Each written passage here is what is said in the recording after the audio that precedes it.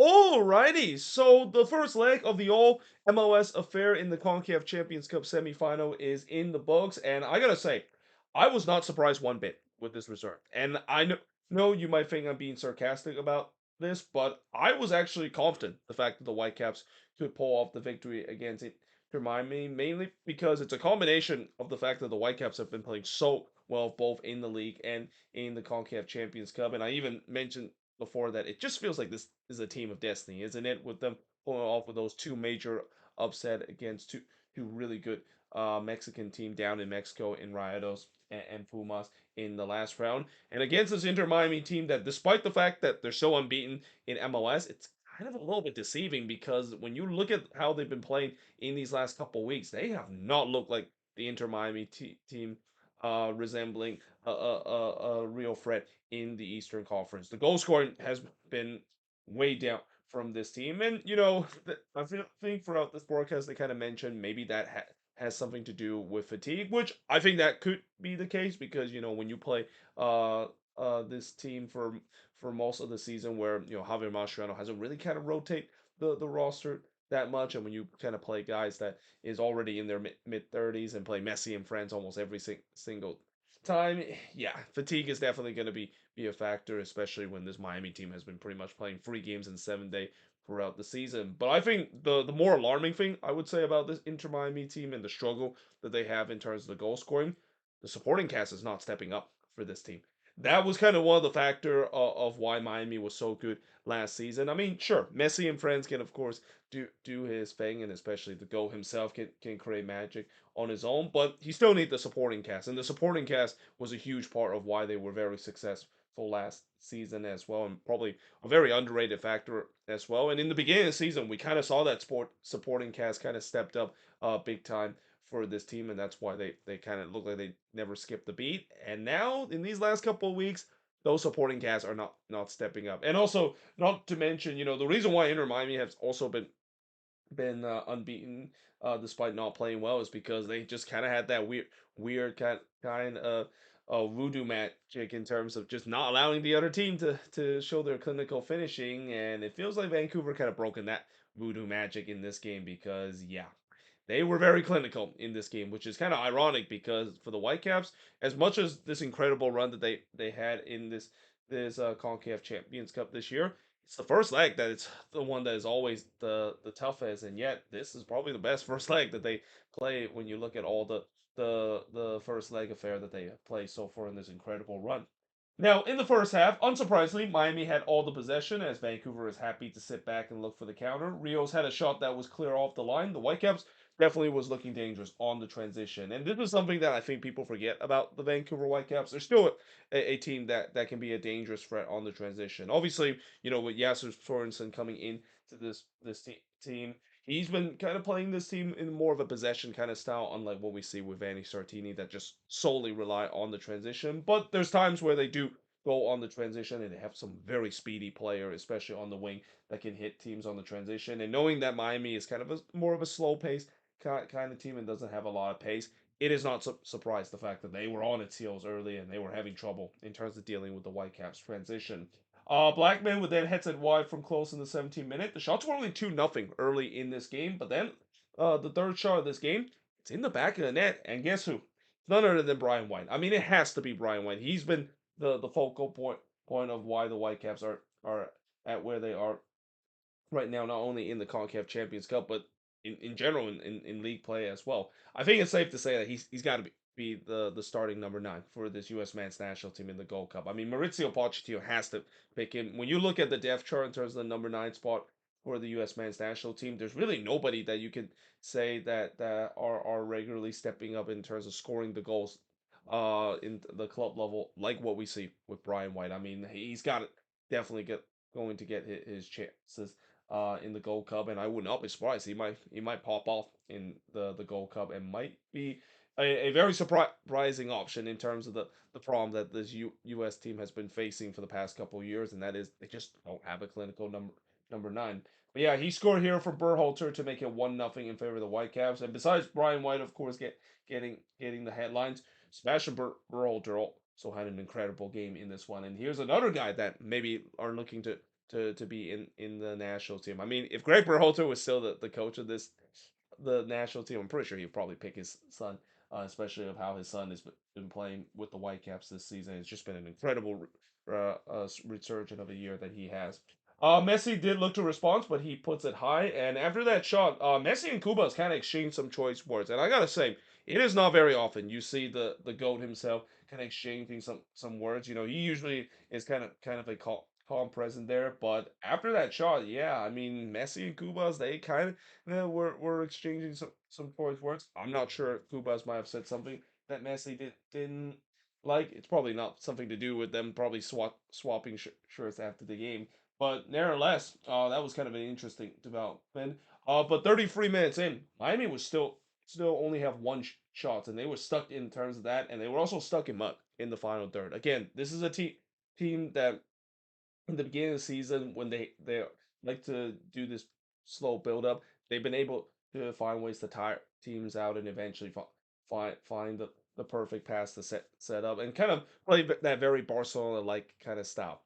Lately, it hasn't really quite worked out, and again, part of that is maybe because the fatigue is started to get there with this team, but also just maybe some regression is started to show, especially for the supporting cast, not really setting up the play. Because when you play that kind of style of play, you have to make sure the passing is accurate. Otherwise, you know, when you're trying to break down a low block, which you know right now a lot of MLS team when they face against Miami, all you have to do is just kind of put up a really good low block and hope that Messi doesn't create a moment of magic. Because if you can do that, you know Miami doesn't really have any option left. There definitely can't be a transition team, especially with the way that they don't have the speed in this team. So as a result, you know they kind of become one dimensional, and it's kind of started to show in these last couple of games of how even with all the possession, it's just nothing to show for because they just simply cannot break down a low block. Messi would then hits it right to Takoka before Vite hits it right to Ustavi. Rios would then hits it right to Ustavi as the Whitecaps were pressing to try to get the second goal before halftime. But we do head to halftime with the Whitecaps leading 1-0. In the second half, we then got some more coming together after Redondo put a heavy challenge on Campo there. Yeah, that was a really brutal challenge there, and obviously not surprised that it kind of draws some more words exchanged by both team. Miami once again has a lot of the possession, but still not creating any dangerous chances against this Whitecaps D. And I feel like as the game goes on, you can start to see the frustration that is start to come in these Miami players that they just simply are trying everything, but they just cannot break down this Whitecaps D that has just been very resolute and have defended very well throughout this game.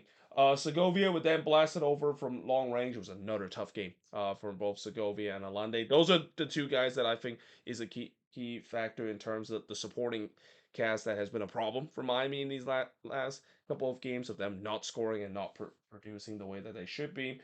Berhalter would then hits it right to Ustari from long range. Miami continued to dictate the game and trying to find a way to put the pressure. But again, the Whitecaps backline was just holding firm. They also announced that 53,387 uh, pay attendance was in this game, which is the largest in Whitecaps history. And I gotta say, you know, not only the fact that there was 53,000 inside the stadium, but I thought there was a lot of white in this game. And there, when that is the case, that means that Whitecaps fans actually showed up in this game. I didn't really see a time where you know you can see when Messi has the ball that there was like oohs and ahs there. Yeah, sure, there definitely are some casual fans that were in attendance in this one, but there was no doubt that it feels like the Whitecaps fans not only showed up in this game, but they treat this like it's MLS Cup. They were making a lot of noise and really pushed their team going forward, and that's definitely great to see that happen. And especially think that every time when Messi touched the ball, they also kind of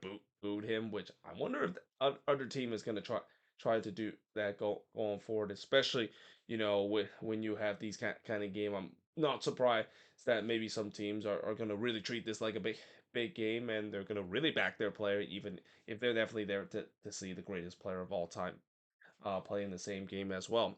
Messi then had a free kick that was deflected off the wall and right to Takoka. That was actually a heads up play there from Takoka because anytime when a ball gets deflected off the wall, it can definitely go everywhere. And it was kind of fortunate for the Whitecaps that it didn't really quite trouble Takoka there. But there was no doubt the Whitecaps sitting deeper and deeper as they were trying to hold on to this 1-0 lead and also not allowing Miami an away goal.